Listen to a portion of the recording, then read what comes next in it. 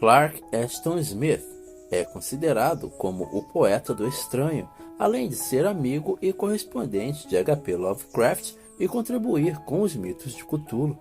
Tudo isso e muito mais depois da vinheta.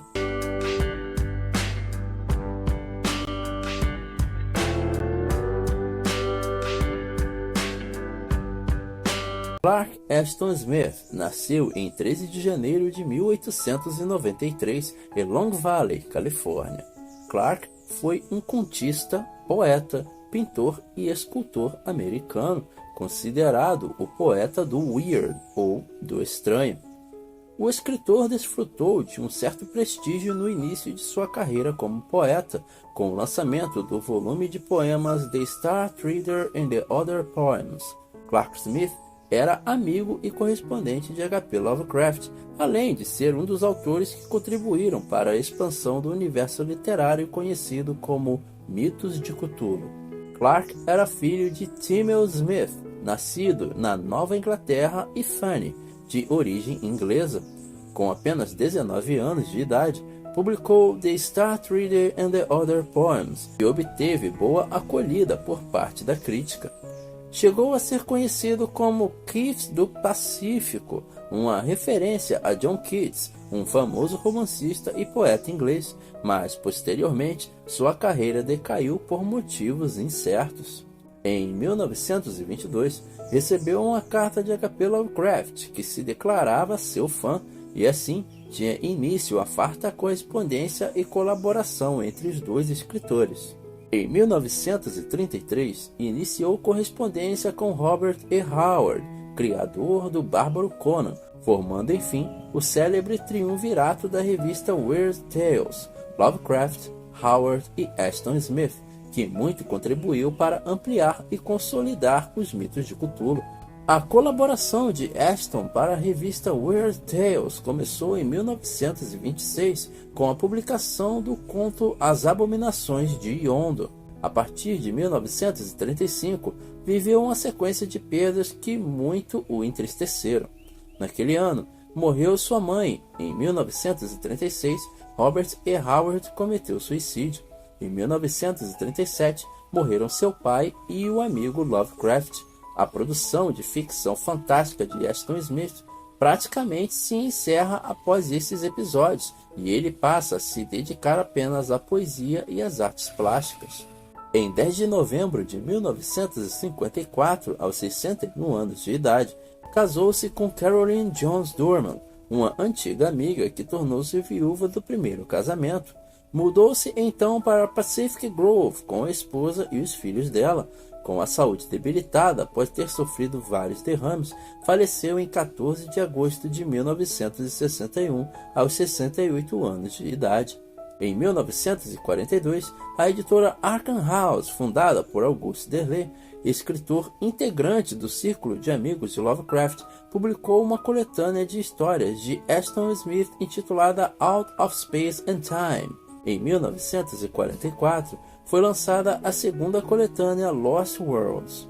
Em 24 de novembro de 1972, a série da emissora de TV americana NBC, chamada Night Gallery, exibiu o episódio O Retorno do Feiticeiro, baseado no conto homônimo de Ashton Smith e estrelado por Vincent Price. Em 2007, a Nightshade Books lançou a série de livros intitulada Collected Fantasies of Clark Ashton Smith.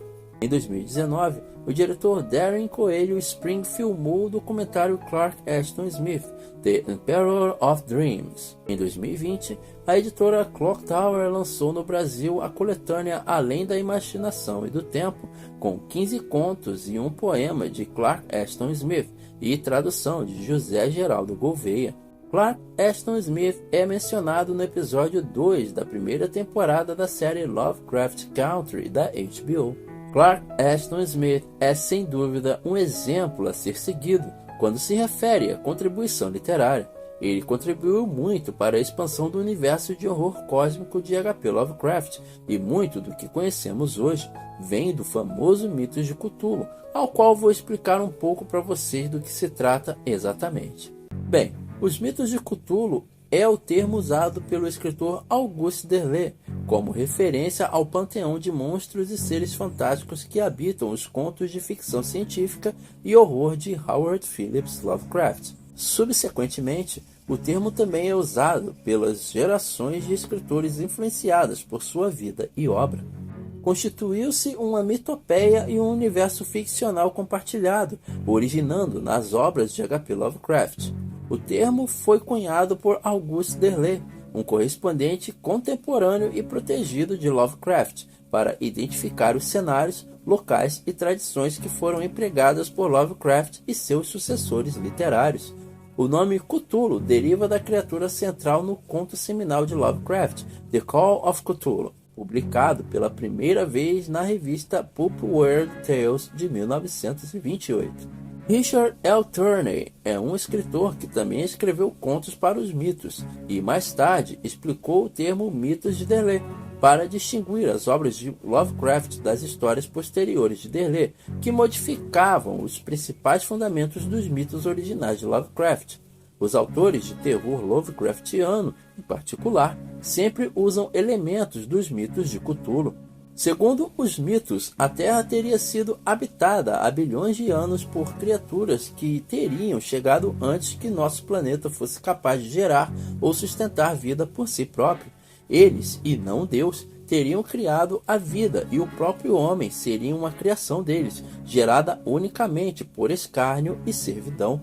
Os contos posteriores fica implícito que os grandes antigos seriam criadores do próprio universo e de todos os seres nele presentes. Isso foi suficiente para que Lovecraft fosse considerado pelas igrejas fundamentalistas do mundo inteiro, que acreditavam na versão da criação da Bíblia, como blasfemo.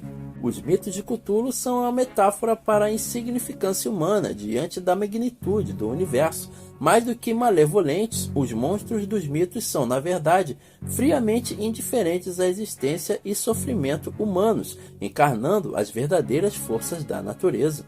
Os mitos de Cthulhu, segundo Derleth, surgiram após a morte de Lovecraft, e tão logo Derleth tornou-se o mais famoso escritor a incorporar os mitos em suas histórias. Contudo, Derleth o fez seguindo sua própria visão, incorporando propriedade do cristianismo e do dualismo aos mitos, tornando-se uma batalha do bem contra o mal, ao invés do universo caótico, hostil e desprovido de sentido que caracterizava os contos Lovecraftianos.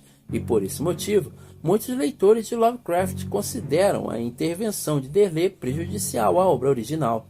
Os mitos, na visão de Lovecraft, não foram criados como uma mitologia coesa, e sim como uma coletânea de ideias que poderiam ser usadas para provocar as mesmas emoções.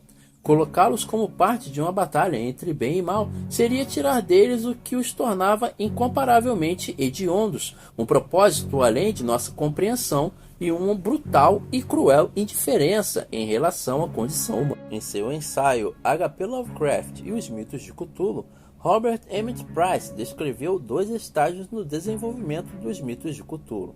Price chamou o primeiro estágio de mitos de Cthulhu propriamente ditos. Este estágio foi formulado durante a vida de Lovecraft e estava sujeito à sua orientação. A segunda etapa foi guiada por Auguste Derleth, que, além de publicar as histórias de Lovecraft após sua morte, tentou categorizar e expandir os mitos. David E. Schultz, no entanto, acredita que Lovecraft nunca pretendeu criar um mito canônico, mas sim pretendeu que seu panteão imaginário servisse apenas como um elemento de fundo.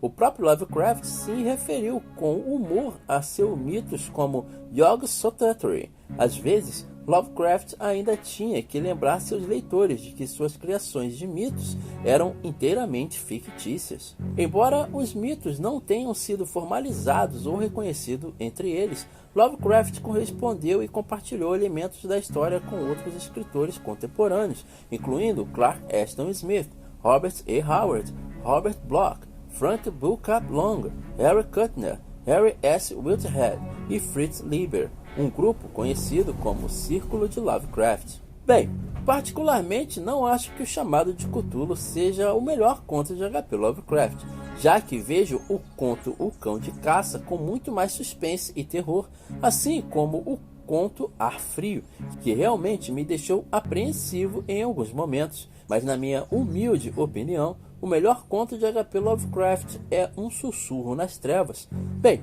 podem ficar à vontade para discordar, mas eu realmente fiquei aflito e atento durante toda a leitura do conto, ao qual devorei em apenas um fim de tarde. Se esse conteúdo agradou você, se inscreve no canal e ativa as notificações para ficar por dentro sempre que tiver conteúdo novo por aqui. Muito obrigado por você ter ficado por aqui até agora e até a próxima!